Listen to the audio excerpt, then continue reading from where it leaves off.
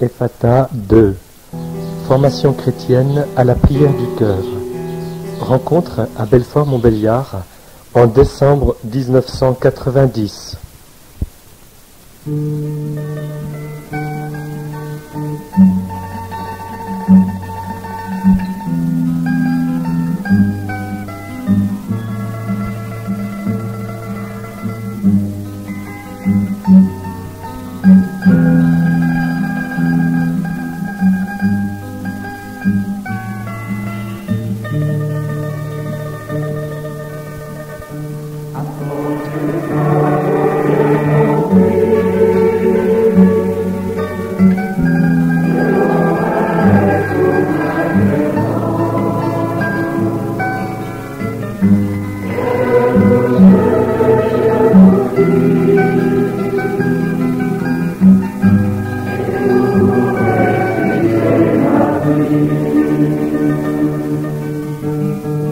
Vois-tu pas qu'à cette fête, Jésus aussi est invité?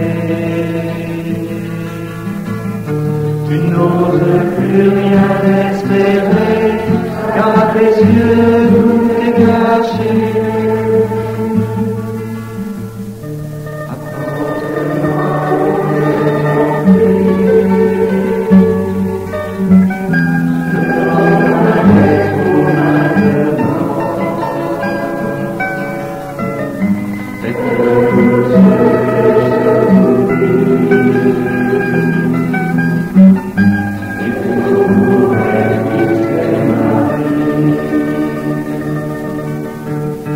C'est tout simple ce qu'il vous dit, choisir de devenir petit,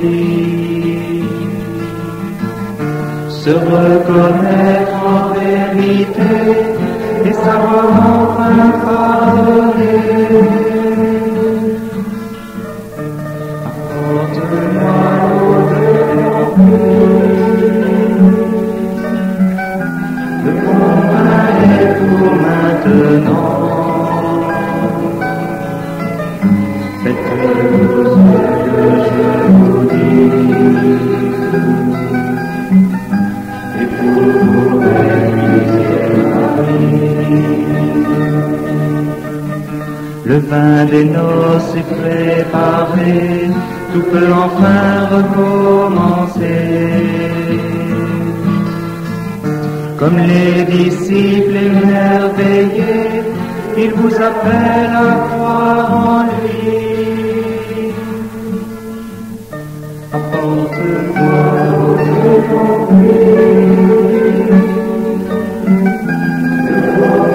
est pour maintenant. Faites tout ce que je vous dis.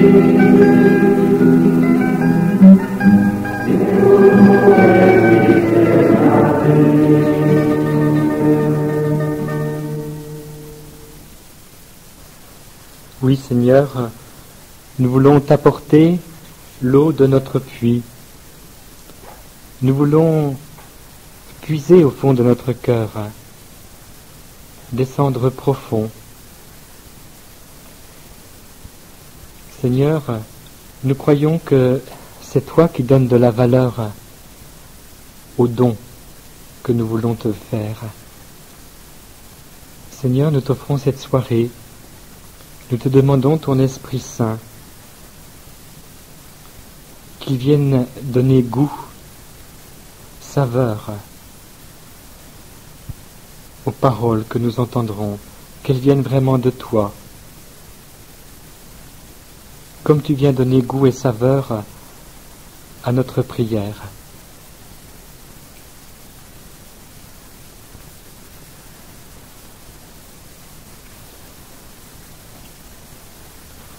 Bonsoir. J'espère que durant ce mois, nous avons tous gardé ce cap sur Dieu et que nous avons tous essayé de vivre en fidélité à ce petit quart d'heure que nous nous sommes proposés de vivre chaque jour. Un rendez-vous où nous sommes tous solidaires les uns des autres et nous sommes très nombreux. Nous sommes heureux de vous retrouver Et durant tout ce mois, nous avons été en communion avec vous, avec chacun d'entre vous. Nous savons que se décider pour Dieu, se décider pour suivre cette formation à la prière du cœur, cette formation chrétienne à la prière du cœur, c'est très exigeant. Et plusieurs nous ont dit, ce quart d'heure quotidien, c'est pas évident. Et c'est vrai, n'ayons pas peur, c'est pas facile. Pourquoi cela ? Eh bien parce que nous entrons sur un chemin nouveau, certainement. Et il ne faut surtout pas se décourager car le monde de la prière est un monde si vaste, un monde si différencié, comme chacun d'entre nous. Et j'ai envie de vous dire, ce soir, accueillez-vous là où vous êtes, dans l'étape que vous connaissez actuellement, sans chercher à tricher. En fait, la prière, qu'est-ce que c'est ? La prière, c'est la vie. Prier, c'est vivre. Prier, c'est consentir à la vie. Prier, c'est dire oui à Dieu. Et je voudrais qu'on s'arrête un peu plus sur cette réalité-là. Prier, c'est consentir. C'est vrai que prier, c'est accueillir cette présence en moi du Seigneur, mon Créateur. Il est là, et je me rends présent à celui qui me tient en permanence. Je suis dans sa main, il m'aime maintenant. Et j'aimerais que nous réfléchissions un petit peu plus à la signification de ce consentement. Comment s'y prendre pour vivre ce consentement durant un quart d'heure ? D'abord, éviter 3 erreurs. Si consentir, c'est dire oui à la présence de Dieu, c'est répondre à son invitation, c'est surtout ne pas chercher à sentir quelque chose de cette relation. C'est vrai que normalement, quand on a commencé à goûter à la joie de la prière, on s'attend à ces fruits de la prière, ces fruits de paix intérieure, de joie, etc. Mais la sensation de la présence de Dieu n'est pas l'expérience de Dieu lui-même. Et surtout ne pas tomber dans ce piège, se dire, puisque je ne sens rien, eh bien je ne prie pas. Non, c'est faux. Puisque je veux consentir à cette présence de Dieu en moi, je suis en état de prière. Et il ne s'agit pas de dire d'état de prière. Il s'agit d'être en état de prière, en accueil, en disponibilité. Et puis, si consentir, ce n'est pas sentir, ce n'est pas éprouver les sensations, ce n'est pas non plus comprendre. Et pourquoi cela ? Eh bien parce que notre Dieu est un Dieu bien mystérieux. On ne le voit pas et on ne comprend pas tout de son mystère. Loin de là, je vous défie de m'expliquer le mystère de la Sainte Trinité et moi je serais bien incapable de vous en dire des choses très cohérentes. On va approcher un peu de ce mystère ensemble. Mais le mystère, on ne peut pas le définir, on ne peut pas en montrer les limites. Il débouche sur l'infini de la vie de Dieu. Alors, prier, c'est surtout pas avoir des belles pensées, des pensées pieuses, ou des pensées qui nourrissent notre intelligence, qui nous permettent de bien comprendre sa parole. C'est vrai qu'il arrive que, par les dons du Saint-Esprit, on arrive à mieux saisir un texte dans la prière. Mais ce n'est pas parce que nous avons saisi ce texte que nous avons bien prié. Et je suis toujours vigilant, surtout moi qui suis appelé à témoigner ou à annoncer la parole, à ne pas confondre mes temps de prière avec ma méditation de la parole de Dieu, ma compréhension du texte de la parole. Prier, c'est beaucoup plus simple que ça, et c'est en même temps très difficile. C'est consentir à la présence de Dieu, une présence qui me dépasse. Alors, n'ayons pas peur de renoncer à de belles pensées bien construites, de beaux agencements. Ça ne sert à rien. Même si ça peut satisfaire notre réflexion personnelle, ce n'est pas ça, la prière, essentiellement. Et puis, consentir, ce n'est pas non plus se contenir. La prière chrétienne, elle a ceci de particulier par rapport à la prière des Indiens, qui vient d'Inde, c'est qu'elle n'est pas une maîtrise de soi, des hindous.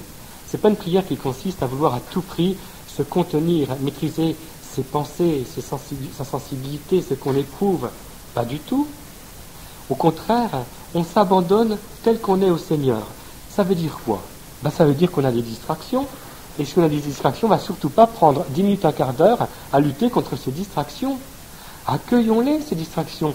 D'abord, elles peuvent nous fournir des renseignements importants. La preuve, c'est que Jésus dit, si tu viens à prier, que tu te souviens que ton frère a quelque chose contre toi, va, dépose ton offrande au pied de l'autel et va d'abord te réconcilier avec ton frère. Bienheureuse distraction qui a permis à cet homme de prière de découvrir que se mettre en présence de Dieu, c'était peut-être aussi intégrer la place de son prochain et vivre une réconciliation. Donc, nos distractions, nous donner des informations précieuses sur ce que nous vivons, l'étape où nous en sommes.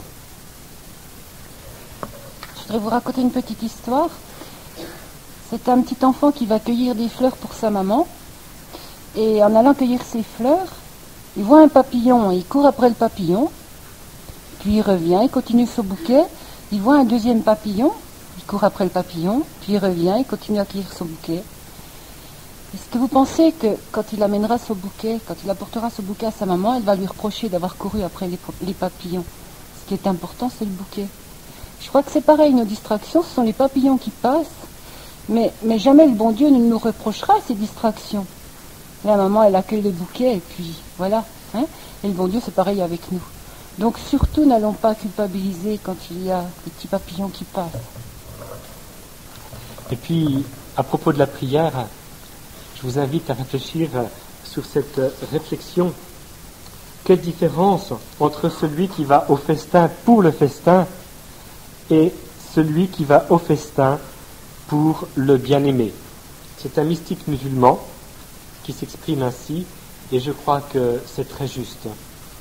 Nous venons pour le Seigneur, et nous ne venons pas pour les cadeaux qu'il peut nous procurer par le contact, par la rencontre que nous vivons avec lui.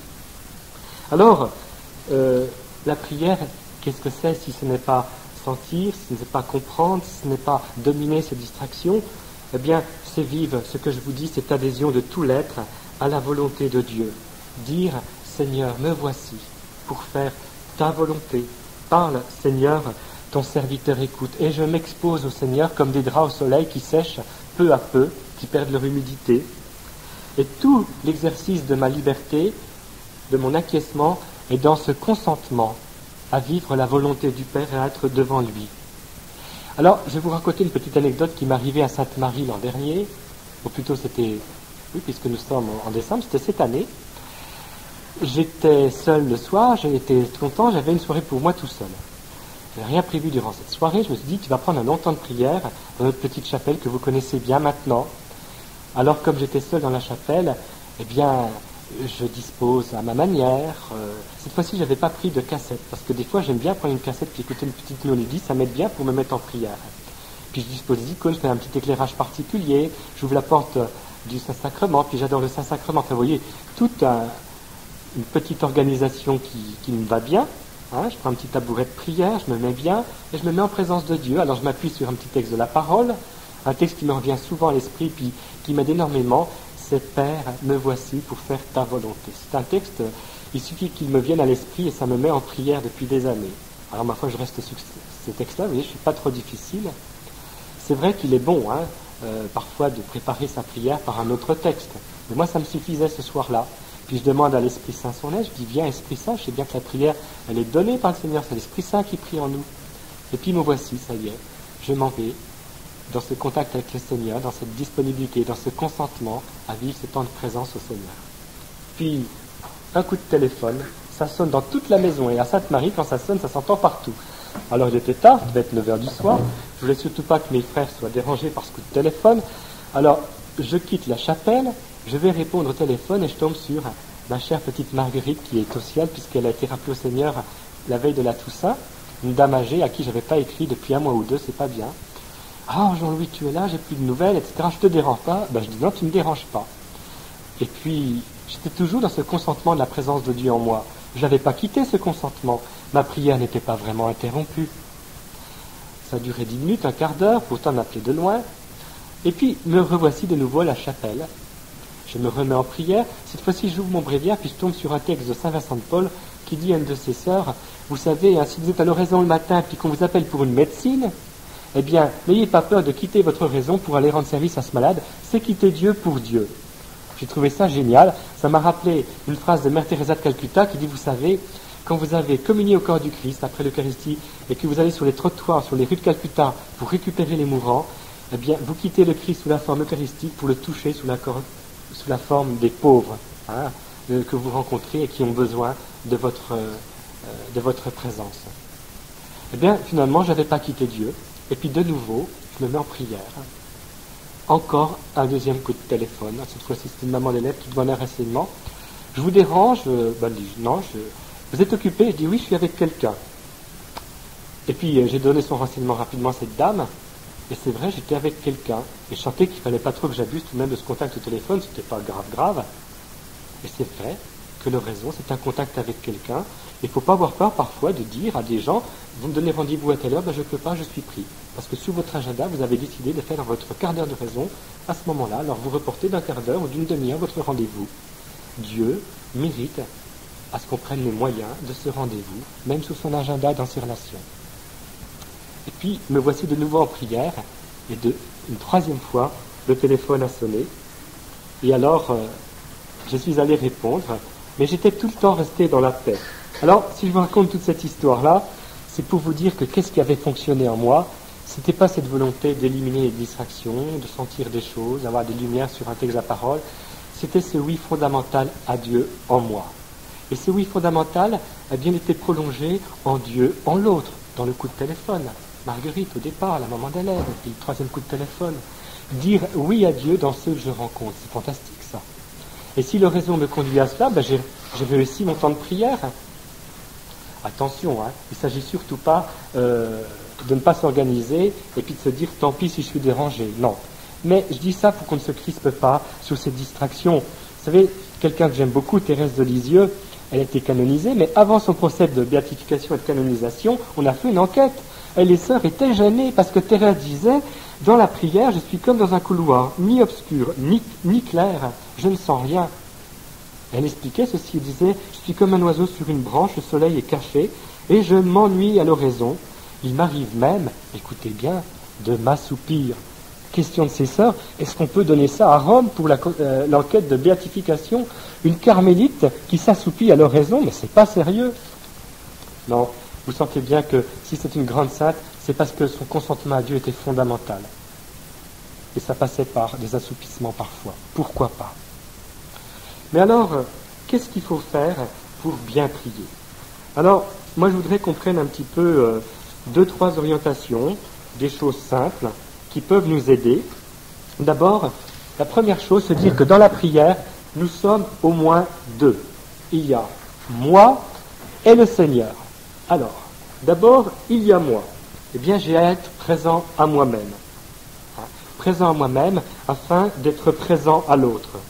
Et la qualité de notre rencontre tient à la qualité de notre présence à l'autre. Vous savez bien, pour vous qui êtes mariés, qu'il arrive des moments où cette qualité manque dans le couple. Et vous avez beau être ensemble, ça ne passe pas. Et si vous n'en êtes pas conscient, très vite ça se manifeste, il y a une petite tension qui peut se manifester, on ne sait pas pourquoi, on n'était pas présent à l'autre. Être présent dans une amitié, c'est être tout à l'autre. Eh bien, je vais être présent à celui qui m'accueille. Je suis tout à toi, Seigneur, et puis tu m'attends, tu frappes à la porte de mon cœur, bien me voici, tu me regardes, tu m'aimes. Voilà. Je disais qu'on était deux. Il y a moi, et puis il y a le Seigneur. Eh bien, le Seigneur, lui, il existe. Il existe pour lui-même. Il est auprès du Père, mais il s'est fait homme. Et lui aussi éprouve des choses à mon égard. Il me connaît mieux que moi-même. Il sait ce que je vis déjà. Il n'a pas besoin que je lui exprime, mais peut-être qu'il est heureux que je lui en parle, que je lui dise où j'en suis. Pourquoi pas? Essayez de rentrer dans cette conscience du Christ à votre égard. Comment le Christ me perçoit, me voit? Qu'est-ce qu'il a à me dire? Et ça, c'est très important, parce que je suis dans la disponibilité de cet enfant qui dit « Parle, Seigneur, ton serviteur écoute ». Et je me donne à toi, Seigneur, en positif comme en négatif. Parle, Seigneur, ton serviteur écoute. Écoutez, entre nous, il ne nous parle pas beaucoup, hein. Il n'y a pas de grand-chose qu'on entend à l'oraison. dans cette prière du cœur. Et pourtant, cette parole est importante, car le Christ est le Verbe, il est la parole du Père. Il est le consentement d'amour éternel au Père. Il a quelque chose à me dire, et d'abord avec l'Évangile. Donc, j'ai peut-être à utiliser un texte de la parole, car c'est précieux de s'appuyer sur un texte de la parole. Ta parole est ma lumière sur ma route, dit le psalmiste. Et cette parole, je peux la ruminer, je peux m'appuyer dessus, je peux lui laisser prendre en moi toute sa place, la laisser résonner comme un écho. Et pour cela, il peut être bon de choisir d'avance un texte. Alors, nous, on vous a donné, lors de notre première rencontre, ce petit calepin, là, quand Dieu parle, je suis sûr que ça vous a aidé durant ce mois. Eh bien, imaginez que c'est un petit avant-goût de ce très beau poème d'amour qu'est la Bible. Hein, et vous avez certainement à gagner à mettre la Bible au centre de votre lieu de prière, de votre appartement, pour avoir envie de la lire. Hein. Ne la mettez pas sous une pile de bouquins ou dans un endroit caché, mais bien à l'évidence, vous savez, comme quand on a envie de boire, on met un verre à côté de soi puis une bouteille. Ben, mettez la Bible à cet endroit-là pour vous donner le goût et l'envie de l'ouvrir, spontanément. Et pourquoi pas, dans votre agenda, mettez la parole que vous voulez méditer le lendemain. Pourquoi pas? Trouvez le truc qui va vous aider à gagner du temps dans ce contact avec le Seigneur. Je vous disais tout à l'heure qu'on était deux, mais maintenant, je voudrais vous dire quelque chose. Si jamais on est deux et puis qu'il ne se passe rien, parce que souvent c'est ça dans la prière, hein, vous connaissez ce que disait Sainte Thérèse de l'Enfant Jésus. S'il ne se passe rien, il y a tout de suite une tentation qui va m'arriver, c'est de juger ma prière. Et là, soyons bien vigilants, la qualité de ma prière tient tout simplement à l'amour que je mets à cette disponibilité du cœur, à cette rencontre. Et alors, ne faisons pas, mais surtout pas la guerre à ces petits papillons que sont nos distractions. C'est Thérèse d'Avila qui parlait des distractions comme des petits papillons de nuit. Et quand on prie, eh bien c'est comme si on se mettait sous un éclairage brutal du Seigneur en nous. Cet éclairage brutal, il paralyse en quelque sorte nos facultés, notre mémoire, notre intelligence. Et alors, on est un peu sevré parce qu'on aimerait comprendre quelque chose de ce qui se vit avec le Seigneur. Et notre intelligence ne nous donne rien, et parfois au niveau de la mémoire, il n'y a rien qui nous revient. Eh bien, ces distractions, elles sont comme ces petits papillons qui sont attirés, puis qui font voltige, qui font du bruit, etc. Eh bien, on les laisse voltiger autour de nous, et puis on s'en remet au Seigneur, en se disant que si le Seigneur permet qu'il ne se passe rien, apparemment, il veut peut-être nous conduire à une gratuité et à une disponibilité plus grande avec lui. Donc, surtout, je ne m'arrête pas à mon manque de ferveur, et puis je me dis ceci, c'est que chaque fois que je renouvelle ce consentement, chaque fois que je dis oui à Dieu, eh bien, je suis en train de dessiner le visage du Seigneur en moi-même à la manière d'un gamin, vous savez, qui fait un dessin avec des petits pointillés. Vous connaissez ces jeux d'enfants, hein, dans les livres, dans les cahiers d'enfants, hein, dans les petites revues pour enfants. Il y a un dessin à faire. Alors, c'est plein de petits points avec des petits numéros. Et l'enfant, il est invité à faire des petits traits de point en point, et peu à peu, il y a une figure qui apparaît. Eh bien, voyez, quand vous dites oui à Dieu, quand vous renouvelez votre acte de foi en la présence de Dieu, eh bien, vous êtes comme ce petit enfant qui peu à peu va voir se profiler le visage du Seigneur en lui-même. Et ces oui, eh bien, ils ont un sens, ils ont une direction, et c'est le Seigneur qui connaît ce sens. Alors, n'hésitez pas à continuer à dire oui, Seigneur, c'est toi que je veux, je consens à ta présence. Et si votre raison c'est cela durant un quart d'heure, c'est formidable. Tenez bon, vous verrez, vous ne serez pas déçus. Hein? Vivre sous nos raisons, en pointillés, pourquoi pas? Et puis alors, dites-vous bien que ces pointillés, ils peuvent se poursuivre en dehors de ce temps de prière. Ils peuvent se poursuivre dans la journée, d'une manière toute simple. Je dirais presque, malgré vous, il arrivera même que vous vous poserez la question comment faire pour ne plus prier. Je vous souhaite d'en arriver là. Et puis alors, une autre chose que je voudrais dire et qui me semble enfin importante, c'est que si nous avons tant de mal à prier, parfois c'est parce que nous ne savons pas accueillir la valeur du silence. Et le silence est un bien précieux qu'on nous vole aujourd'hui. L'autre jour, je faisais une formation avec Guy Lescan, un sociologue qui venait de Nancy, qui s'y connaît bien pour les adolescents. Et Guy Lescan nous disait que les adolescents, aujourd'hui, en 90, je crois que c'est une moyenne d'heure de 4 à 5 heures par jour. Ils écoutent de la musique 4 à 5 heures par jour. Je crois même que c'est plus que ça. Ça m'étonnait. Mais c'est vrai, vous savez, avec ce petit Walkman, on est capable de passer 5-6 heures dans sa journée avec ça. et on fuit le silence. Or, le silence, il est la condition pour qu'une parole puisse être entendue. Et cette parole-là, elle est importante parce que, vous savez, on parle beaucoup plus par ce qu'on est, par ce que nous sommes, que par nos beaux discours. Et je ne me fais pas d'illusions. J'essaye de vous dire quelque chose de cohérent parce que je veux recevoir du Seigneur cet enseignement que je vous donne ce soir. Mais je suis bien conscient que ce qui passe le plus dans l'apostolat, avec n'importe qui, c'est ce que nous sommes. Si vous êtes bien ancré dans le Seigneur, si votre centre de gravité c'est vraiment le Seigneur, vous n'aurez pas besoin de dire grand-chose. C'est fantastique de découvrir des gens dont le centre de gravité est Dieu. Et alors, vous découvrirez que le silence, c'est une école de rencontre avec le Seigneur. Regardez dans la nature comment les plantes, les arbres, l'herbe, ça pousse en silence, ça ne fait pas de bruit. Et puis le mouvement des planètes, c'est la même chose. Quoique, il y a 15 jours, on nous a expliqué que ça faisait des bruits fantastiques, parfois la collision de plusieurs galaxies. Mais enfin, c'est pas des galaxies, mais enfin des planètes au sein des galaxies. Mais enfin, tout ça pour vous dire que la condition du silence, elle est importante. Et puis, pour terminer, n'oublions pas que prier, c'est dialoguer avec le Seigneur. Françoise va vous en dire un petit peu plus que moi. Et si c'est dialoguer avec le Seigneur, c'est un dialogue d'amour, un dialogue avec quelqu'un qui nous aime et qu'on aime, ou tout du moins qu'on veut aimer. Et savoir que le Seigneur vous connaît, il connaît votre démarche de vivre l'oraison, la prière du cœur, il connaît les difficultés. Eh bien, c'est lui qui peu à peu va vous conduire et va vous éclairer sur la manière de poursuivre ce temps de prière. Dans l'oraison, je crois que celui qui fait le plus gros travail, c'est vraiment le Seigneur. Alors nous, eh bien, nous consentons à ce que ce soit lui qui dirige notre prière. La prière consiste à recevoir. Bien, pour pouvoir recevoir la suite, je vous propose de faire une petite pause et déjà de bien vous asseoir. On va un petit peu se poser après tout ce qu'on a entendu. Prenez le temps de poser vos pieds. Prenez le temps de bouger si vous en avez besoin pendant quelques instants. Prenez le temps de bouger un peu les épaules. Peut-être de vous étirer, peut-être de tirer les pieds. Enfin, sentez-vous bien pour vous disposer à recevoir la suite. Vous pouvez aussi pousser quelques bons soupirs.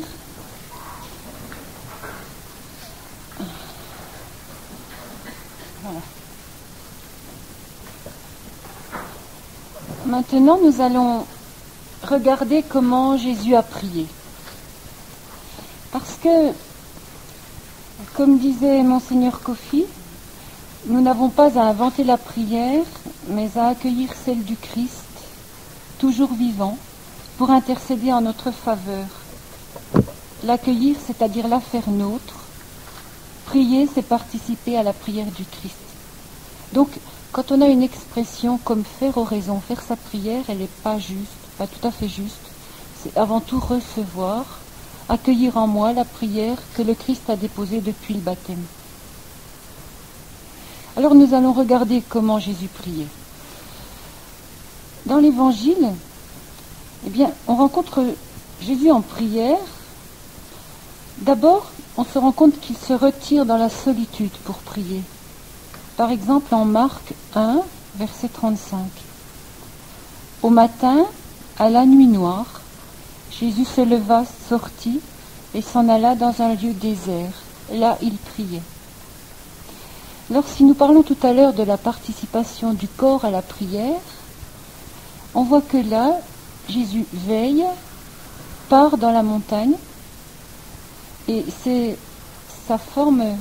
comme ça que son corps participe à la prière, ce jour-là. Et c'est vrai que cette solitude est importante, et si vous avez l'expérience de retraite, toute une journée de solitude passée dans un monastère, etc., vous savez très bien que c'est très important. Et c'est très important aussi pour nos relations. C'est vrai que moi j'ai toujours vu ça dans les petites vies communautaires que j'ai pu avoir, quand il y a des tensions qui se mettent, c'est très très précieux que l'un ou l'autre parte faire une journée de désert. Ça renouvelle complètement la vie entre nous. Alors, Chauvroche n'est pas loin pour nous, mais c'est vraiment très très important. Et si Jésus a fait lui-même cette expérience, je ne vois pas trop comment nous, on pourrait faire autrement. De temps en temps, savoir se retirer dans la montagne. En Luc, chapitre 5, versets 15 à 16, on parlait de lui de plus en plus, et de grandes foules s'assemblaient pour l'entendre et se faire guérir de leur maladie, et lui se retirait dans les lieux déserts et il priait. Que faisait-il dans sa prière? Est-ce qu'il était envahi par toute cette détresse qu'il avait rencontrée au cours de la journée? Est-ce qu'il était plein d'actions de grâce pour toutes les merveilles qu'il avait vues se passer, les conversions, les guérisons? En Luc 6, verset 12, « En ces jours-là, Jésus s'en alla dans la montagne pour prier, et il passa la nuit à prier Dieu. Puis le jour venu, il appela ses disciples et en choisit 12, auxquels il donna le nom d'apôtres. De nouveau, il part, il veille, il part dans la montagne, dans la solitude, et là, c'est avant de choisir, pour discerner, pour choisir ses 12. Jésus prie aussi dans des circonstances solennelles, par exemple à son baptême, en Luc chapitre 3, versets 21-22. Or, comme tout le peuple était baptisé, Jésus baptisé lui aussi priait. Alors le ciel s'ouvrit, l'Esprit Saint descendit sur Jésus sous une apparence corporelle, comme une colombe, et une voix vint du ciel, « Tu es mon Fils, moi aujourd'hui je t'ai engendré. » Dans Marc, il est dit, « Tu es mon Fils bien-aimé, tu as toute ma faveur. » Dans sa prière, Jésus se reçoit du Père. À la transfiguration, dans Luc chapitre 9, versets 28-29, Jésus prit avec lui Pierre, Jacques et Jean et monta sur la montagne pour prier. Pendant qu'il priait, l'aspect de son visage changea et son vêtement devint d'une blancheur éclatante.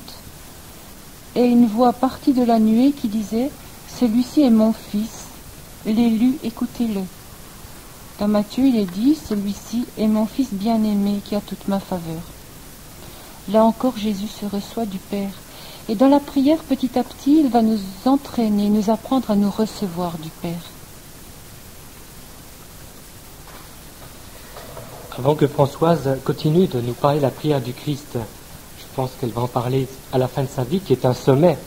Comme chaque vie est un sommet, à la fin de sa vie, c'est toujours un sommet. Rappelons-nous tout de même que cette prière du Fils, elle est éternelle, et que le Christ est vraiment le Fils de Dieu qui est engendré éternellement par le Père, et qui se reçoit éternellement du Père, qui a un consentement permanent à dépendre du Père. Toute la vie qu'il reçoit, elle la reçoit du Père. Et il dit ce consentement depuis toujours. Et ce consentement, cette dépendance du Père qui fait toute sa richesse, fait tout son bonheur, et il se redonne en retour au Père qui est sa source. Et quand saint Paul fait parler le Christ, avant sa venue sur la terre, il met ses paroles sur la bouche du Christ. Seigneur, tu n'as voulu ni oblation, ni holocauste, mais tu m'as façonné un corps. Alors j'ai dit, me voici, Père, pour faire ta volonté. Cette prière de consentement est, je dirais, la base de la prière du Christ. Et le Christ va s'exercer toute sa vie à vivre ce consentement avec toutes les ruptures que suppose un consentement. Et ces ruptures, il va nous les faire découvrir peu à peu. Et vous connaissez cette très belle parole du Christ, ma nourriture c'est de faire la volonté de celui qui m'a envoyé, et cela va le conduire à Gethsémani, Père, non pas ma volonté, mais la tienne.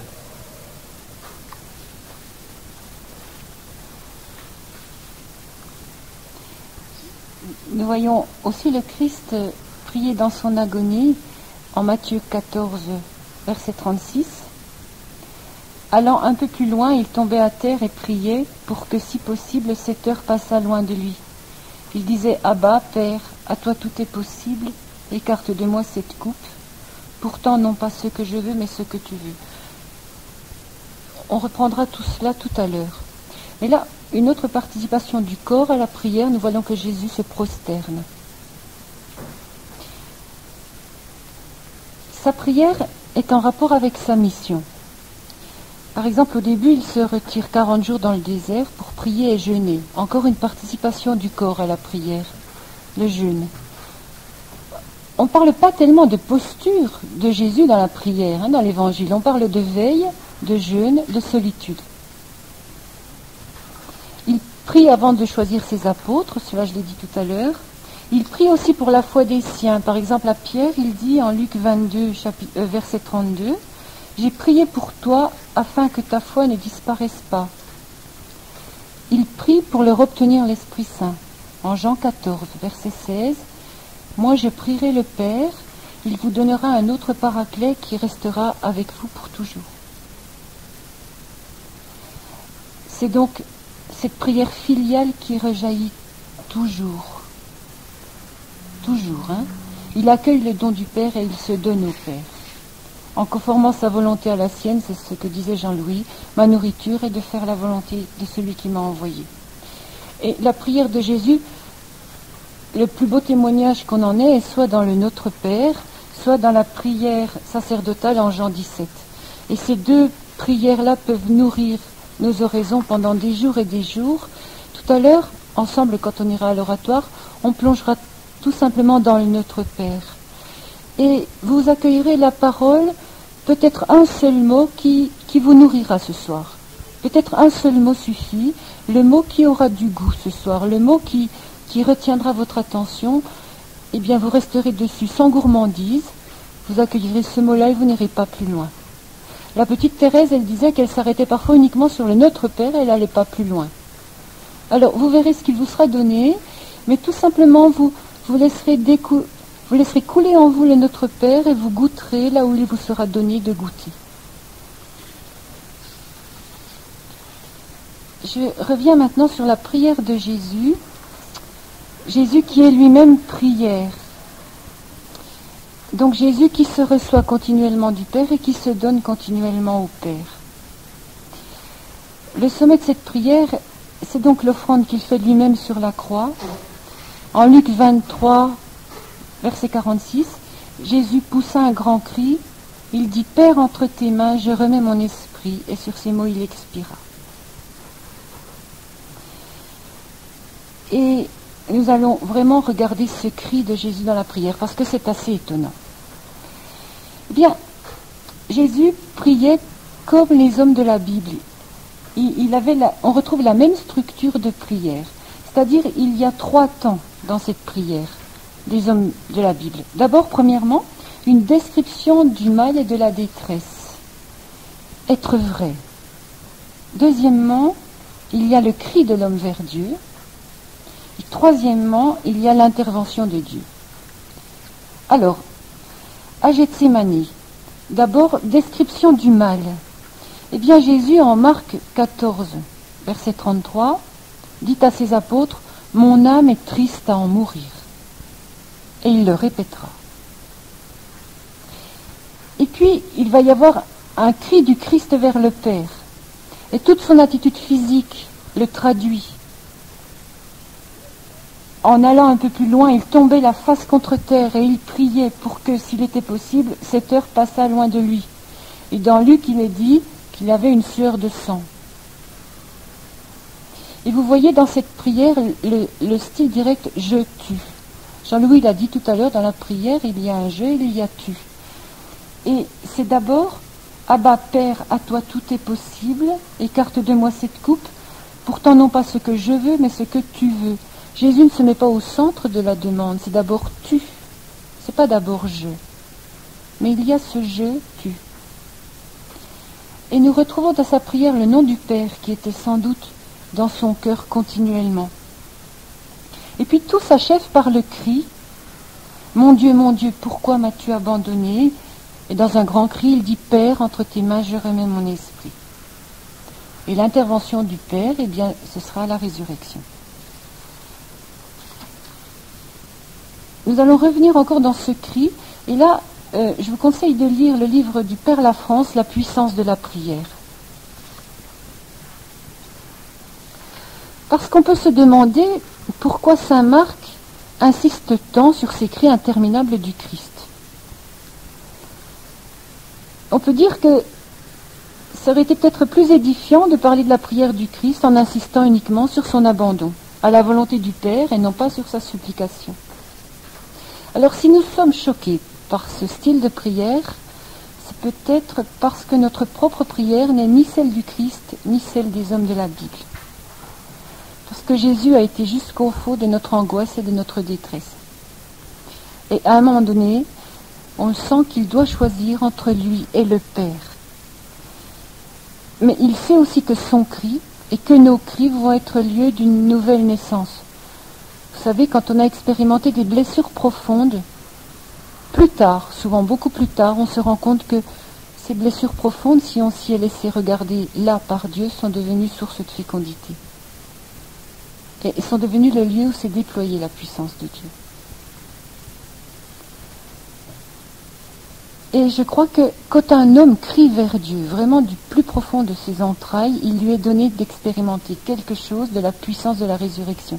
Parce que nous vivons dans nos vies sans arrêt le mystère pascal. Et chaque fois que nous avons à expérimenter une mort, eh bien il y a une résurrection qui suit. Peut-être pas dans la minute qui suit, mais on est sûr de cela, parce que Jésus lui-même y est passé. Or, je crois que nous croyons peu à la puissance de nos cris et de nos propres paroles. Et pourtant, cette puissance, elle est soulignée dans la Bible et dans l'Évangile. Et je me souviens quand j'ai fait l'école de prière du Père Fournier, c'est un jésuite qui propose vraiment une école de prière d'oraison, donc beaucoup d'heures de prière silencieuse. Eh bien, il y a un moment donné où on part tous ensemble dans une grande forêt, et on s'éloigne les uns des autres pour lâcher son cri. Alors c'est très difficile parce que certains n'y sont pas arrivés. J'étais dans la voiture pour y aller avec un vieux missionnaire d'Afrique qui m'a dit j'ai vécu beaucoup de choses dans ma vie, mais ça alors jamais. Et alors, eh bien si vraiment on laisse monter le cri tout au début, je vous assure que c'est pas un alléluia. Parce qu'il y a beaucoup d'autres choses en nous qui ont besoin de sortir. Mais quand on est vrai jusqu'au fond, mais c'est extraordinaire. Et c'est vrai que quand on dit des profondeurs, je crie vers toi Seigneur, et que vraiment on hurle ça dans la forêt, je vous assure que ça change quelque chose en nous. Et il y a eu beaucoup de témoignages à la suite de cet après-midi. Entre autres, plusieurs personnes qui n'avaient jamais connu leur père et qui en voulaient à ce père de ne s'être jamais fait connaître, ont dit que, eh bien, à la suite de ça, elles avaient trouvé dans leur cœur un pardon pour ce père qu'elles n'avaient pas connu. Vous savez, c'est très difficile de libérer son cri, mais quand la prière va jusque-là, eh bien, c'est quelque chose qui est extraordinaire et que Dieu ne peut pas ne pas entendre. Je vous cite un petit extrait du Père Lafrance. Dans notre prière silencieuse, osons-nous tout dire à Dieu? Croyons-nous vraiment qu'il prête attention à notre cri? Notre cœur est habité par des désirs inavoués, par des souffrances cachées et des plaies secrètes. Nous cachons notre honte dans un tiroir pour ne donner à Dieu que des choses de belle apparence, alors qu'il réclame toutes nos forces, y compris et surtout peut-être les plus mauvaises. Il s'en charge, aussi mauvaise soit-elle, car il y a du positif en elle, il y a de l'être. Dieu réclame tout, et d'abord notre misère et notre impureté, avec l'intention de la purifier bien sûr. Prier, c'est exposer et déployer devant Dieu ses désirs, ses souffrances, ses plaies, pour qu'il les comble et les guérisse. Pourquoi avons-nous peur de dire tout cela à Dieu, puisque c'est lui qui nous a fait tels que nous sommes? Notre prière commence à être vraie à partir du moment où nous lui disons tout ce que nous tenons secrètement caché dans notre cœur. Même les cris de haine et de désespoir sont des prières. Dans notre existence, tout doit rendre possible l'impossible rencontre. Si nous éliminons de notre vie ce type de prière, nous aboutirons à un Dieu abstrait, malgré notre familiarité avec lui, un Dieu dont nous pouvons fort bien nous passer dans la vie courante. Très simplement, et à partir de notre existence concrète, nous avons à reprendre la prière de Jésus à l'agonie, comme il est dit dans les Hébreux au chapitre 5, c'est lui qui, au cours de sa vie terrestre, offrit prières et supplications avec grands cris et larmes à celui qui pouvait le sauver de la mort. Demandons au Seigneur que notre prière atteigne cette profondeur-là. N'essayons pas de jouer les gens bien devant Dieu. Jésus a dit « Je suis venu pour les malades et les pécheurs ». Il n'est pas venu pour les gens bien. Et si on est des gens bien, on n'a même pas besoin de prier. On n'a pas besoin d'être sauvés. Mais que notre prière soit le temps où nous nous laissons regarder avec amour, là où en nous il y a des blessures, là où en nous ça ne va pas. Je reprends encore le moment de la mort de Jésus, avec maintenant le livre d'André Louf, « Seigneur, apprends-nous à prier ». Jetant un grand cri, Jésus dit « Père, entre tes mains, je remets mon esprit ». Ayant dit cela, il expira. Jésus ne débouche pas dans la mort, mais dans l'amour. Et il rend à son Père son propre esprit, c'est-à-dire son Roua, la part la plus intime que l'homme ait reçue de Dieu, son souffle de vie. Ce qu'un homme communique à d'autres en un baiser d'amour, Jésus le rend ici à son Père en expirant, dans une ultime étreinte. Du coup, il trouve la réponse à la déclaration d'amour de son Père. Tu es mon fils bien-aimé, en toi est tout mon amour. Jésus a eu besoin de toute sa vie d'homme pour pénétrer jusqu'au cœur de ses paroles. Maintenant, il sait prier. Dans la mort seulement, il pourra prononcer le oui, longuement mûri, de son amour pour le Père. Il le dira dans sa plénitude, en paix, au-delà du désespoir et du doute. Sa prière est un baiser d'amour, dans lequel il exhale son dernier souffle. Père, entre tes mains, je remets mon esprit. En définitive, la prière de Jésus n'a été que cela, son amour pour le Père. La prière de Jésus n'a été que cela, don mutuel, don du Père au Fils, don du Fils au Père. Et si nous rentrons dans la prière de Jésus, si nous laissons prier Jésus dans nos cœurs, eh bien, il nous entraînera dans ce mouvement, don au Père et accueil du Père.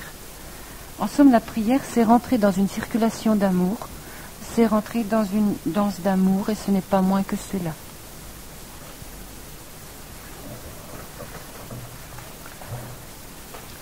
Quand le Christ a prononcé cette parole, « Père, en tes mains je remets mon souffle, je remets mon esprit », en fait, il s'était exercé toute sa vie à prier. Car nous savons que dans la tradition juive, ce sont les mamans qui apprennent aux enfants à prier en les portant sur leurs genoux. Et puis le soir, comme toute la vie est prière dans la tradition juive, et tout acte de la vie quotidienne est sujet à la prière, et bien le soir, les mamans endorment leur enfant en les faisant prier les dernières paroles qu'elles font prononcer à l'enfant au moment où il va trouver le sommeil. « Père, en tes mains, je remets mon souffle. » Et c'est très beau. Je sais que des gens qui avaient des insomnies ont fait des retraites, et à l'issue de ces retraites, ils n'ont plus eu d'insomnie parce qu'ils ont découvert qu'une des causes, pour certains, de l'insomnie, c'était peut-être un manque d'abandon entre les mains du Père, car c'est mourir un peu que de s'endormir la nuit. Et il est bon de se dire que dans cette parole du Seigneur, il y avait un cri, autant de confiance, d'abandon que des dérélictions. Car il ne dit pas Dieu, il dit mon Dieu. Il reprend un psaume qui se termine dans la confiance. Le Christ nous dit déjà quelque chose de sa résurrection, au moment même où il donne son dernier souffle. Mon Dieu, pourquoi m'as-tu abandonné ? Ce pourquoi qui est si important, pouvoir poser la question au Seigneur dans sa souffrance, dans tout ce que nous vivons de difficile. Je pensais aussi tout à l'heure, quand Françoise nous parlait de la prière du Christ, que maintenant le Christ, il est assis à la droite du Père et il continue de prier, d'intercéder pour nous, nous dit saint Paul. Et sa prière, elle est changeante, elle est teintée, elle est particulière à chaque instant, elle est nouvelle de la nouveauté de ce que nous vivons sur la terre. des situations que nous connaissons aujourd'hui, de ce que nous connaissons personnellement, mais aussi de ce que nous connaissons tous ensemble. Dieu n'est pas indifférent, ne regarde pas de loin ce que nous vivons, et il ne prie pas de loin d'une manière globale, je dirais, sur les situations que nous connaissons. Il continue d'intercéder pour nous. Nous pouvons intercéder avec lui. Maintenant, on pourrait, avant d'aller prier, peut-être dire 2-3 petites choses, pratiques, pas longues, sur la participation du corps à la prière. D'abord, je crois qu'il est important que notre corps collabore le plus intelligemment possible à notre prière, parce que nous sommes un. Il n'y a pas d'un côté notre esprit, puis d'un côté notre corps. Tout ça, ça forme un tout. Et j'aime bien cette réaction du frère Roger Schuss qui dit, quand je suis très fatigué et que j'ai vraiment plus le goût de prier, et que malgré tout je suis en prière, je dois prier, eh bien ma foi, je prends une belle position qui m'aide, et au moins mon corps prie si mon esprit n'est pas là. C'est très beau ça. L'autre jour, j'ai eu cette grande joie, ce privilège d'être accueilli à Montbéliard dans une famille, et la maman, qui donc c'était dans la matinée, a bien voulu qu'on prenne un petit temps de prière. Et j'aime beaucoup cette famille, ils m'avaient accueilli un soir et j'avais été témoin de la prière en famille, tous ensemble, le papa, la maman et puis les 5 enfants à genoux. Vous savez, c'est très émouvant de vivre ces temps de prière le soir. Cette fois-ci, tout le monde était au travail, les enfants étaient à Sainte-Marie à l'école, le papa était au boulot, puis la maman gardait son dernier. Alors on a fait une demi-heure de prière ensemble, elle suivait Fata par cassette. Au début, elle s'est mise à genoux. Et tout de suite, j'ai senti que je ne tiendrais pas longtemps à genoux, j'étais assez fatigué, puis c'est pas une position qui m'aide en ce moment. Très simplement, je lui ai dit, je crois que je vais rester assis. Finalement, elle a fait la même chose que moi, et puis nous sommes rentrés ensemble dans la prière.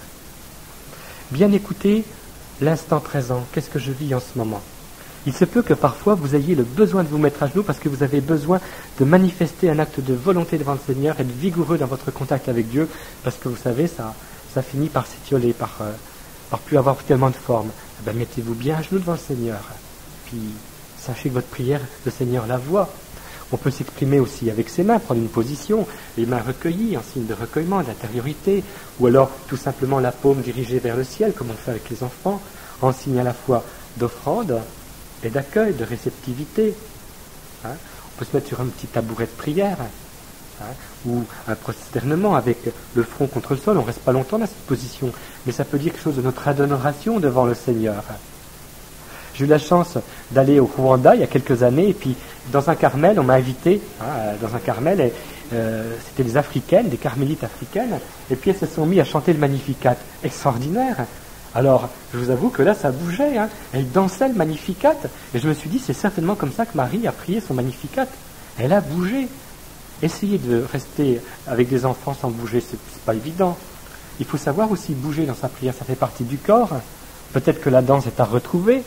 Moi, je me dis des fois, vous savez, nos jeunes, c'est vrai, ils pratiquent plus beaucoup. Mais je me demande si on n'a pas un petit peu trop figé notre manière de prier. On est dans une société où les jeunes ont envie de bouger, ils ont envie de s'éclater. Ben, qui s'éclate avec Dieu. Les plus belles Eucharisties que j'ai vécues, c'est avec la communauté du Chemin Neuf. Au moment des vacances de Noël, ils font des retraites avec 200 jeunes, moyenne d'âge 18 ans. Eh bien, voyez cette Eucharistie, pas de siège, uniquement une grande moquette pour 200 jeunes, et puis on danse.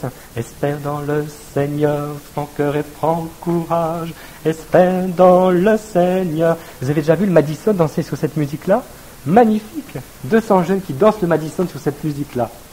Voilà la prière. La prière, c'est intégrer toute sa personne, tout ce que je suis, dans ce consentement à la présence de Dieu. Vous avez ici quelques photos, on voit ce moine qui est recueilli, cet autre qui regarde le crucifix, on voit cette personne qui est courbée et qui a les 2 mains contre un tapis avec le front contre terre, cet autre qui a la colonne vertébrale bien droite, assis sur un petit banc de prière, dont nous pourrons vous donner les dimensions, ce petit banc de troussure, car à troussure, ils ont mis au point justement, avec beaucoup d'exactitude, ces petits bancs pour que nous soyons bien à l'aise dessus. Les mains jointes, un signe de ferveur, peu importe. Toutes ces prières, elles sont une expression de ce que en moi je reçois du Père, ou je reçois de Dieu, ou je donne à Dieu. Eh bien, on va y aller. Je vais demander à François de nous introduire un petit peu à ce temps de prière du cœur. J'ai encore quelques petites choses à vous dire sur la participation du corps à la prière. À l'école de prière du Père Fournier, on peut être surpris au départ. Il nous propose de prier allongé, sur le dos ou sur le ventre. Et c'est vrai que c'est une position de prière qu'on rend confortable en mettant des coussins au creux des reins, sous les genoux, etc., pour pouvoir durer. Et si on veut durer, eh bien, il faut trouver une position où on est bien. Alors avant, on va faire un petit peu de gymnastique dans le parc, on va faire beaucoup de respiration pour ne pas s'endormir, mais ça peut être une position qui peut convenir, entre autres, à des prières d'abandon, quand vraiment on veut s'abandonner au Seigneur pendant un temps assez long. Je vous ai parlé aussi de la prière de Jésus, donc des veilles et du jeûne. Là, ça me semble prudent quand même d'être accompagné et d'en parler à quelqu'un si cela arrive souvent. Entre autres, je crois que le Seigneur peut nous réveiller de nuit. Et on a des témoignages, par exemple, de mères de famille qui disaient qu'elles n'arrivaient pas à trouver un moment dans la journée, que le Seigneur réveille de temps en temps la nuit. C'est-à-dire, à un moment donné, elles se réveillent en pleine forme la nuit. Elles peuvent prier, elles ont l'esprit clair. Puis après, elles se rendorment sans problème. Et le lendemain, il n'y a pas de fatigue supplémentaire. Eh bien, ça, c'est une grâce que le Seigneur peut nous donner. Mais là encore, il vaut mieux en parler avec quelqu'un qui nous accompagne pour être prudent. Il ne s'agit pas de tomber dans des insomnies parce qu'on prie trop souvent la nuit. Le jeûne aussi, je crois que c'est important, mais là aussi c'est à vérifier. C'est pas à vivre tout seul. Mais enfin, vous voyez que notre corps peut participer de multiples façons à la prière. D'une façon toute bête, toute simple, quand vous êtes en prière puis que vous sentez que vous avez envie de vous assoupir, eh bien, essayez de vous tenir droit puis de faire des respirations longues, prolongées, de bien respirer. Vous le faites 2-3 fois. Vous oxygénez les cellules du cerveau un peu mieux que d'habitude, et puis vous voyez, ça repart. On est davantage présent, vigilant dans la prière.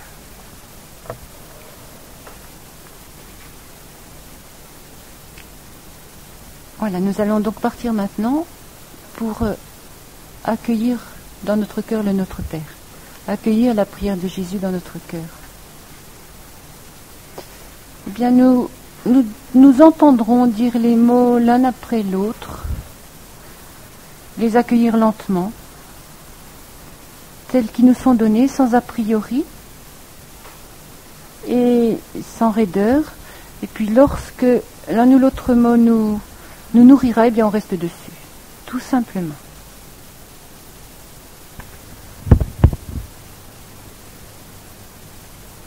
Ô Père, quand je te dis notre Père,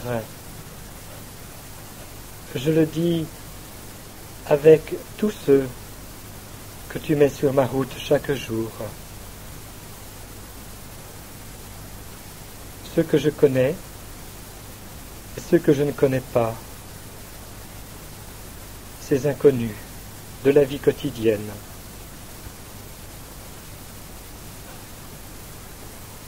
C'est en leur nom et avec eux que je te rends grâce, car tu es mon Père. Tu es notre Père. Et je te prie pour qu'en ouvrant les yeux sur le monde, je les ouvre avec ton regard. Donne-moi, Père, cette soif que Jésus a éprouvée pour tous les hommes, pour qu'ils puissent tous s'associer à sa prière, pouvoir te dire notre Père. Amen.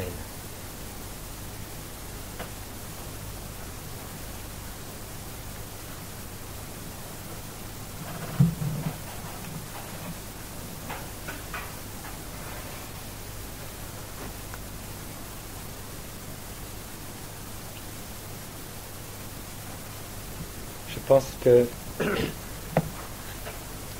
il est bon qu'à la fin de chacune de nos rencontres, nous ayons la possibilité d'entendre des témoins de l'oraison. Et ce soir, nous avons la joie d'accueillir parmi nous le Père Abbé de Chauvroche, qui a bien voulu, le prieur, qui a bien voulu nous dire un peu ce que signifie pour lui prier avec le cœur. Alors je vais lui demander de venir prendre la place, nous allons accueillir un petit peu de son expérience et de l'expérience des moines qui sont dans sa communauté.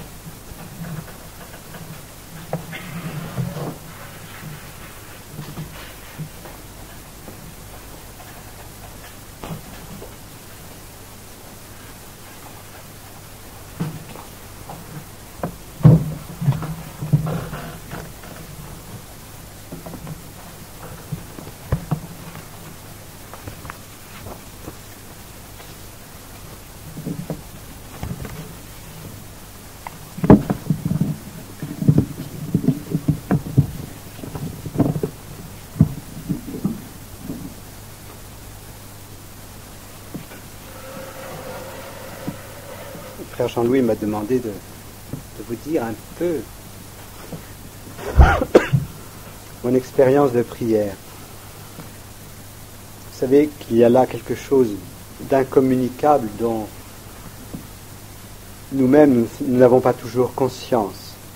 C'est l'Esprit qui prie en nous, qui pousse en nous des gémissements inexprimables, comme dit saint Paul. Et cela touche au mystère de Dieu qui se révèle peu à peu au fond du cœur. Au fond du cœur qui cherche. Quand vous me chercherez, je me laisserai trouver par vous. Peut-être mon expérience a-t-elle un côté plus spécifique, plus typé, puisque c'est une expérience de moine, donc faite dans des conditions plus idéales, plus radicales pour la prière et le silence avec Dieu. Mais là, je dirais, attention, ne situez pas, je crois qu'on l'a dit tout à l'heure, ne situez pas la prière dans l'idéal. Elle s'incarne dans la réalité de ce que je suis. Et une réalité d'homme, on n'est pas toujours en forme quand on prie. Et puis, il n'y a pas de comparaison à faire. La prière d'un moine n'a pas plus de valeur que celle d'un laïc dans sa vie de tous les jours. Tous nous sommes appelés à la sainteté et le commandement du Seigneur, prier sans cesse, il s'adresse à tout baptisé, à tout chrétien. Les moines ne sont pas des spécialistes de la prière. Je préfère dire ce sont des permanents, ou plutôt nous devrions l'être toujours plus. Et l'idéal du moine a été la prière continuelle. Alors, à Chauvroche, nous avons donc des temps de prière liturgique. On se rassemble 6 fois par jour. Le sens de cette prière, ce n'est pas un devoir, une obligation à remplir, comme s'il y avait un certain nombre de prières à dire. Non, ces prières liturgiques qu'on appelle la prière des heures, ce sont des temps forts qui rythment la journée. Frère Jean-Louis parlait tout à l'heure des pylônes électriques. Moi, j'ai noté l'image du pont, les piles du pont. Et le tablier du pont, c'est la prière continuelle qui a besoin d'avoir ses points d'appui. Et puis, il y a la prière liturgique, mais ça ne suffit pas. Il faut aussi ces moments de prière silencieuse, ces temps que l'on offre à Dieu gratuitement pour le rencontrer, pour l'aimer, pour simplement être là. Et ça, c'est ce qu'on appelle l'oraison, la prière du cœur dont on vous parle toute cette année. Mais entre ces moments communautaires, prière liturgique vocale, et ces moments personnels, prière silencieuse, dans sa chambre ou bien devant le Saint-Sacrement, ce que je voudrais dire, c'est qu'il y a vraiment une interaction. Ça, je le dis par expérience, une fécondation réciproque. Et pour vous donner mon expérience de prière, mon expérience personnelle, je dirais surtout ce soir, la prière c'est une longue attente. Moi je la vis personnellement comme cela, et je reprendrai volontiers l'expression d'un psaume, le psaume 129, des profondeurs je crie vers toi. Mon âme attend le Seigneur, plus qu'un veilleur ne guette l'aurore.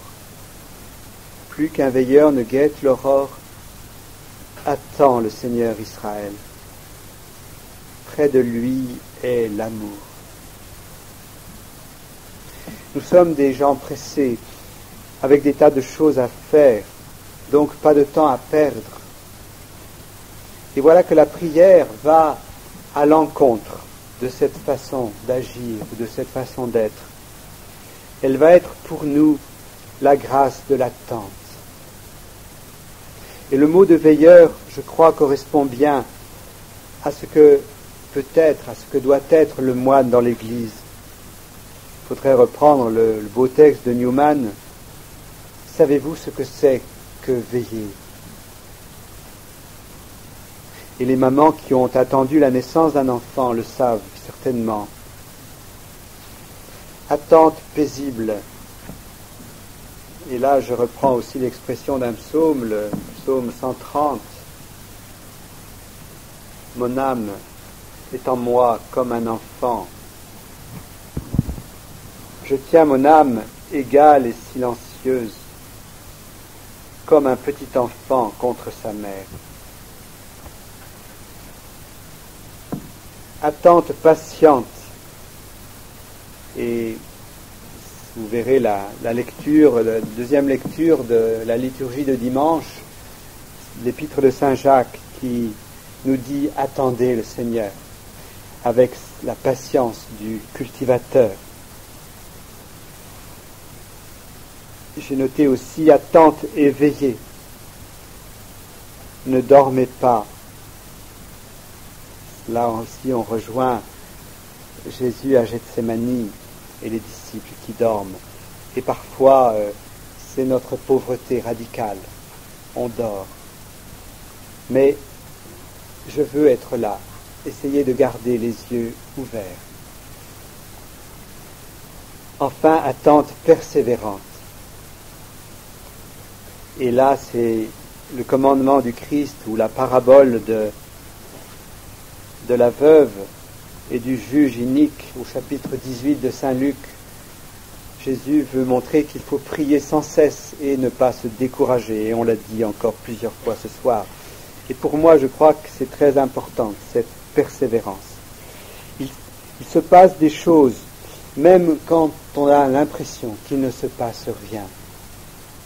Et il se passe des choses non seulement dans mon cœur, non seulement en nous, mais tout autour de moi, dans le monde, parce que je prie. Nous n'en aurons jamais l'évidence, nous le découvrirons plus tard. Comment la prière cachée, enfouie, mais que Dieu regarde et entend, la prière cachée de tant d'hommes et de femmes, est ce qui est en train, en ce moment, de soutenir, de maintenir le monde en état, je dirais. S'il n'y avait pas la prière des hommes, le monde se désagrégerait, se détruirait. Et cela aide à durer dans la prière. Quand on ne voit rien, quand c'est un acte de foi qui nous tient éveillés, qui nous relie à Jésus-Christ. Et je voudrais dire encore deux petites choses qui m'ont aidé, et qui m'aident à tenir dans la prière. La première, c'est une expérience que j'ai faite au début de ma vie monastique,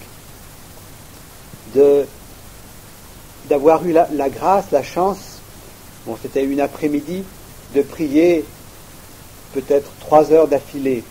Ça me paraissait impossible, et puis je l'ai fait. Et puis après, la prière n'a jamais été pareille, et je pense à ces 2 filles dont parlait Françoise qui ont passé une nuit en prière. Ça peut être vraiment quelque chose qui nous fait entrer dans la prière, dans le mystère de la prière. Il faut aussi ce petit temps régulier, quotidien, mais parfois ce grand temps qui déclenche quelque chose. Et puis ensuite, nourrir sa prière. Et là, je crois que l'Évangile, la parole de Dieu, est très importante pour que notre prière ne soit pas dans le vide, mais sans cesse une parole qui la nourrit. Ça, je le dirai aussi pour notre expérience de moine. Voilà, c'est ça que j'avais noté un peu à dire.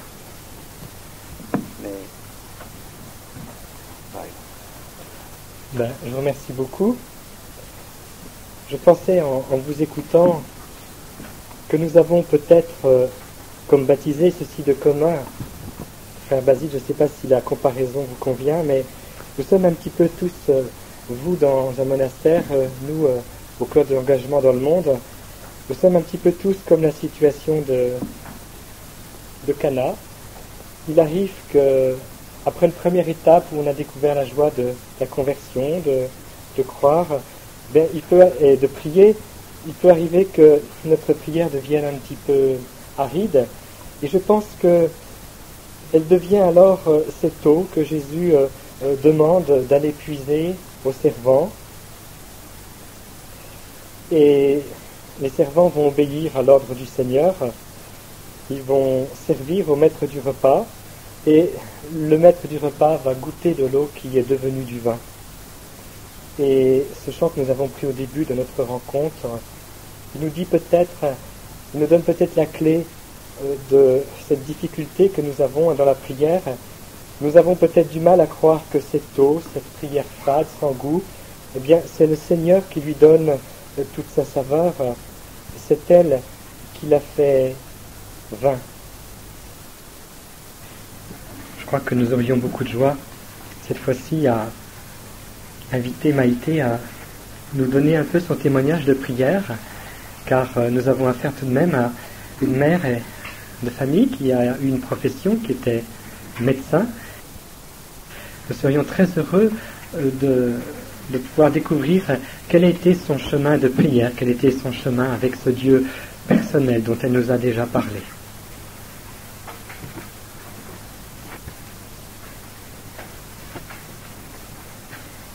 Je vais donc vous partager une expérience spirituelle qui a profondément marqué ma vie, modifié ma façon de lire les événements et de regarder les autres.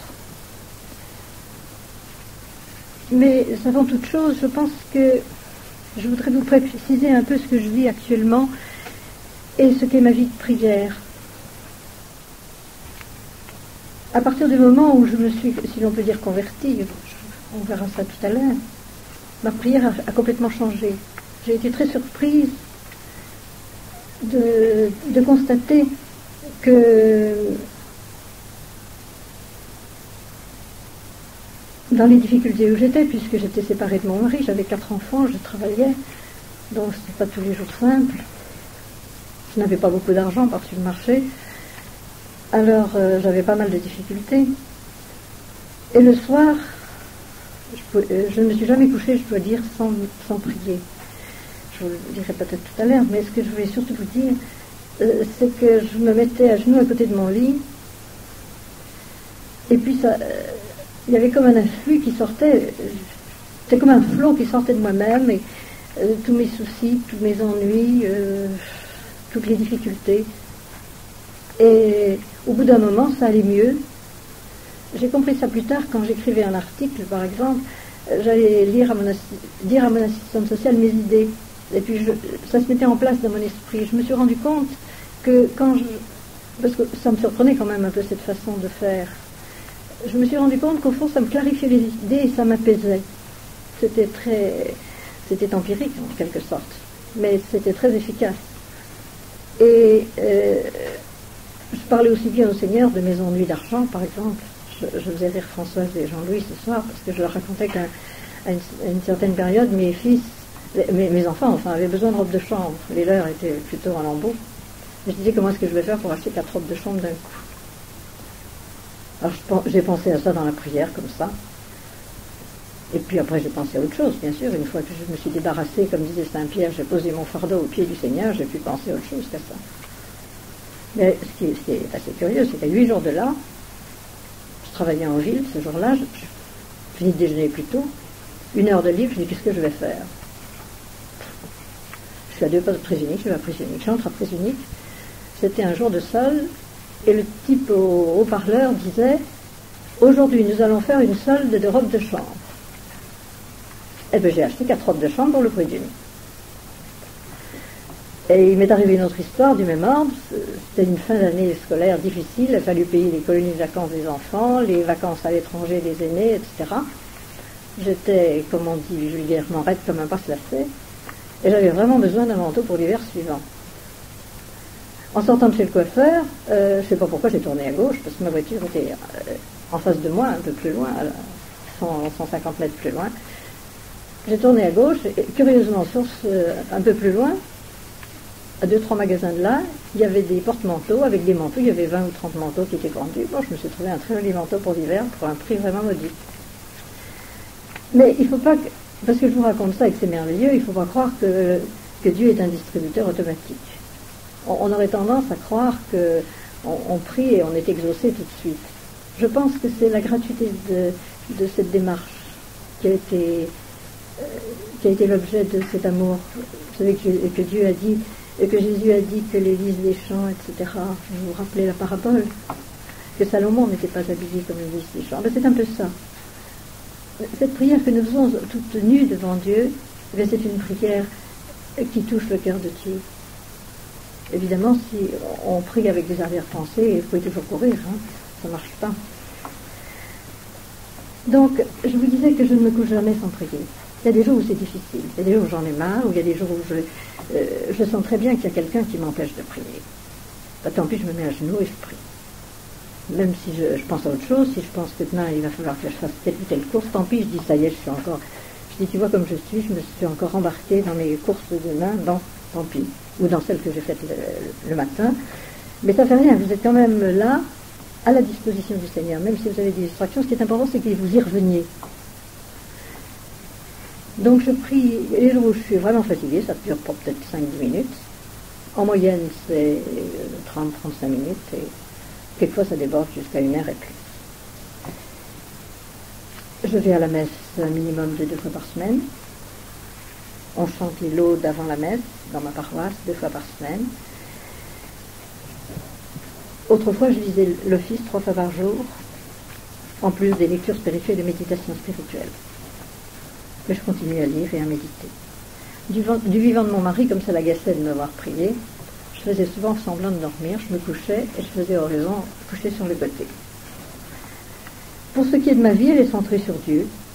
Il est ma constante référence, et si je ne me tourne pas vers lui, c'est ce que Françoise vous disait tout à l'heure avant d'agir, je suis sûre de me mettre en faute, ou de me laisser entraîner par mon tempérament excessif. Je vous ai dit que je n'étais pas patiente, alors vous voyez un peu ce que ça peut donner. Ma famille était catholique, j'ai donc reçu une éducation catholique. J'ai fréquenté 2 établissements privés, l'un comme externe, l'autre comme interne, jusqu'à la fin de mon baccalauréat. Je me souviens avec émotion dans mon enfance des fêtes du Saint-Sacrement. C'était peut-être un petit peu un côté enfant, mais c'était très, très merveilleux. Je me rappelle aussi d'avoir joué le rôle de l'enfant Jésus dans une scène. Et ça m'a donné beaucoup à réfléchir, comme quoi ce côté-là est assez important. Ça m'a fait penser que Jésus avait été enfant comme moi, et au fond c'est une façon de penser au mystère de l'incarnation. Dans mon pensionnat, dont la devise était simple et droite, s'est renforcé en moi le besoin de la vérité et le sens de la justice, c'est-à-dire qu'il ne faut pas se fier aux apparences, parce que il y avait des filles qui étaient très gnangnans et qui faisaient semblant d'apprendre leur leçon puis qui parlaient tout bas. Moi je parlais en face, alors je me faisais punir. C'est une façon comme une autre d'apprendre qu'il ne faut pas se fier aux apparences. J'ai également appris qu'on ne peut toucher les autres, atteindre les autres que si on connaît le chemin de leur cœur. J'ai fait à la pension, j'ai fait une expérience extrêmement intéressante. Tous les ans, on faisait une retraite au début de l'année. Il y avait des temps d'instruction, de prière, ça durait pendant 3 jours. Il y avait des instructions, des prières, des temps de silence. Aucun devoir, aucune leçon. Cela m'a appris qu'il fallait donner du temps à Dieu, dans le silence et dans le recueillement. L'autre aspect de cette expérience, qui est négatif, a eu cependant une très grande importance pour moi. Les sermons de ce temps-là étaient vraiment abstraits et puis obtus la plupart du temps, ça ne m'intéressait pas. Mais alors que j'avais 12 ans, un jésuite nous a parlé de l'enfer. Je me rappelle qu'il a insisté sur la flamme de l'enfer. Alors je ne sais pas ce que ça a donné pour les autres, mais moi, loin d'être édifiée ou terrifiée, j'ai été scandalisée.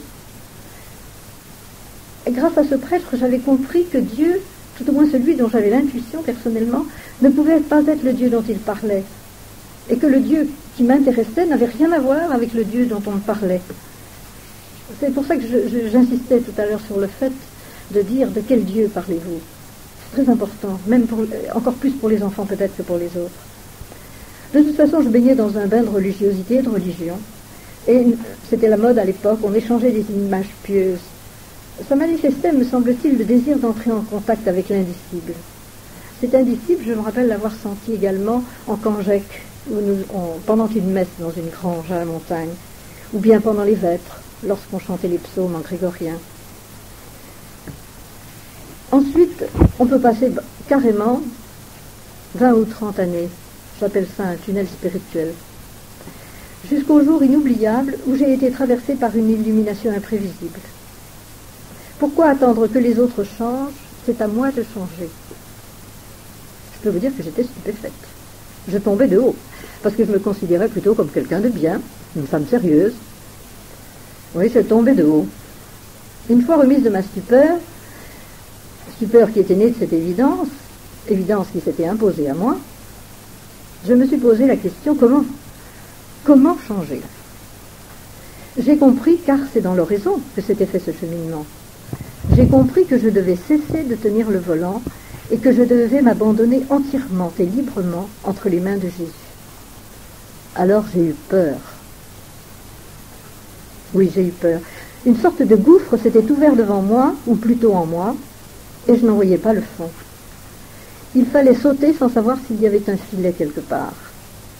C'est un peu comme quand un jeune saute d'un tremplin olympique pour la première fois. Il a une trouille noire. C'est un peu mon cas. Finalement, grâce à la raison, j'ai couru le risque. Mais j'ai sauté, mais j'ai été aussitôt réceptionnée. J'ai été réceptionnée par celui que je cherchais depuis si longtemps. Il était là, il était déjà là, et je ne le savais pas. C'est ainsi que j'ai compris l'intériorité de Dieu. Dieu nous est intérieur, comme dit saint Augustin, plus intime à nous-mêmes que nous-mêmes. L'au-delà est un au-dedans. Jésus ne nous a-t-il pas dit, le royaume est au-dedans de vous? Et le pape Grégoire, le ciel, c'est l'âme du juste. C'était bien joli de le savoir finalement et de le comprendre. Ce qui m'intéressait, c'était d'en vivre. Et pour en vivre, il fallait trouver la clé. L'Apocalypse nous dit au chapitre 3, « Je me tiens à la porte et je frappe. Celui qui entend ma voix, j'entrerai. Je souperai avec lui et lui avec moi. » Me voilà partie à la recherche de la clé. J'ai d'abord décidé de chercher un prêtre auquel me confesser exclusivement. Par la suite, j'ai eu un directeur spirituel. En même temps, chaque jour, je me suis mise à lire et à méditer Saint Paul, tout en lisant un livre de la Pierre qui vire, Spiritualité de la Pentecôte, à partir duquel j'ai découvert la vie dans l'esprit. Ce fut une période merveilleuse. Un dimanche après la communion, pendant une fraction de seconde, une porte s'est ouverte en moi, me laissant un souvenir ébloui. Ainsi, j'ai été amenée à comprendre que la clé, cette clé que je cherchais, ce n'était pas moi qui l'avais. Elle me serait donnée, et cette clé, c'est Dieu lui-même qui se donne. Ça, c'est mon expérience, hein. Vous pouvez me croire, c'est pas banal. Donc, tous ces temps d'oraison dont je vous ai parlé, c'était des temps d'enseignement. Je lisais à livre ouvert en regardant derrière moi. Celui qui entend l'appel et qui y répond librement et sincèrement, en s'abandonnant, rencontre l'amour qu'il attend au plus intime de lui-même. Comme dit Augustin, « Je te cherchais au dehors, me ruant vers les beautés que tu avais créées, je te cherchais dehors, et tu étais au dedans. » Il est cet amour qui est le seul amour, Nos amours humaines en sont l'image, les prémices. Nous sommes appelés à vivre d'un amour personnel, réciproque, nuptial avec Dieu. C'est un amour nuptial. Nous sommes appelés à vivre l'amour même de Dieu, révélé en Jésus-Christ. Ce Jésus qui s'est dépouillé lui-même pour devenir celui en qui et par qui Dieu se révèle à nous comme l'amour. Nous aussi, nous sommes appelés à ce dépouillement intérieur, à cet oubli de nous-mêmes, si nous voulons donner à Dieu une chance de se révéler autour de nous.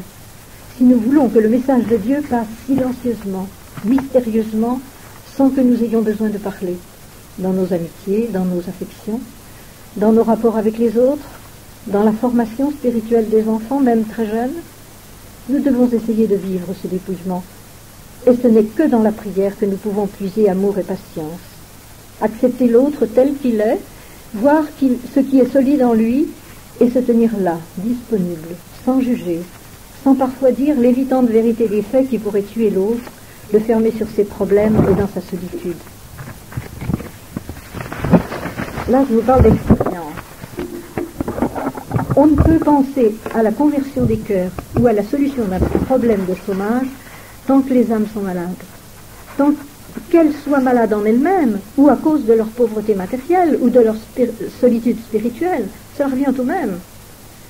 Car comment peut-on prendre le temps de faire oraison, de lire ou de se cultiver intellectuellement quand on a d'angoissants soucis affectifs ou matériels qui vous obsèdent?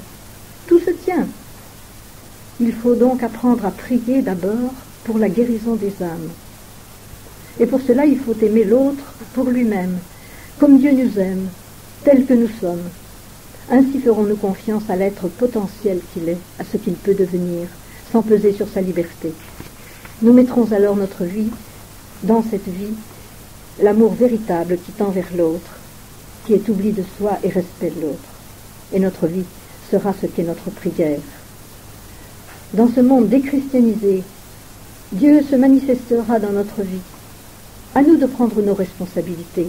Selon ce que sera notre prière, nous laisserons se manifester un faux Dieu, extérieur et dominateur, ou le Dieu véritable, le seul vrai Dieu, qui n'est qu'amour, qui ne s'impose pas et qui attend patiemment le oui qui scellera cette union spirituelle. Dieu finalement se confie à notre liberté. Il remet sa vie entre nos faibles mains. Si nous comprenons cela, alors nous nous sentirons responsables de Dieu, devant nos élèves, devant nos enfants, devant le monde entier, responsables non pas tellement par nos paroles, mais par ce que nous sommes en vérité. Jésus nous demande de prendre soin de sa vie pour la rayonner et faire rayonner sa paix autour de nous. Je vous ai partagé cette expérience spirituelle. Vous comprenez bien que sans la prière, je ne peux rien faire. C'est uniquement dans l'oraison que je puise au jour le jour force, amour, patience, et surtout la patience. Je vous ai dit que je n'en ai pas beaucoup. Dans la prière, Dieu peut nous inspirer ce qu'il convient de faire ou de ne pas faire. Il faut être prudent, il faut savoir, comme disait Françoise, discerner. Il nous donne la compréhension des êtres et des événements, et ce qui se passe dans le cœur de celui pour qui souffre notre cœur. Pour cela, il faut prier sans relâche, sans nous décourager. Nous devons être des colonnes de prière, c'est-à-dire faire de toute notre vie une prière. Bien sûr, il ne s'agit pas de passer sa vie à genoux ou de réciter son chapelet toute la sainte journée. Il s'agit de ces temps d'oraison où l'on crie vers Dieu, tout en menant sa vie de mère, d'épouse, d'enseignant, en la vivant à fond, en faisant la vaisselle, en sachant raccommoder son linge ou perdre du temps pour parler avec quelqu'un qui a besoin de s'épancher. Ce n'est pas incompatible et c'est très important. Je sais que les temps où mes enfants étaient les plus libres avec moi, c'était par exemple du temps où on n'avait pas de lave-vaisselle, quand on essuyait la vaisselle. Moi je faisais la vaisselle, les enfants essuyaient la vaisselle. C'est là qu'ils me faisaient leur confidence. Une prière abandonnée, sincère, confiante, espérant contre toute espérance, sera un jour exaucée. Nous ne voyons qu'un côté des choses. Il y a toujours une solution. Mais ce n'est pas forcément celui qui la trouve, que celui qui prie qui la trouve. Peu importe. Une seule chose, c'est que notre prière ne s'épuise pas et qu'elle soit instruction de grâce pour ce que Dieu a déjà permis dans les cœurs et pour ce qui se réalisera peut-être après notre mort, sait-on. Je vous disais que ça peut arriver après votre mort. Ça sera la fin de mon témoignage. Souvenez-vous de cette mystique. qui a prié pendant toute sa vie pour la conversion de son mari. Il s'est converti après sa mort et il est devenu moine. Notre prière est un trésor, c'est une perle cachée. Quoi de plus merveilleux que de savoir rendre grâce comme je le fais ce soir et adorer dans le silence de notre cœur celui qui nous a aimés le premier.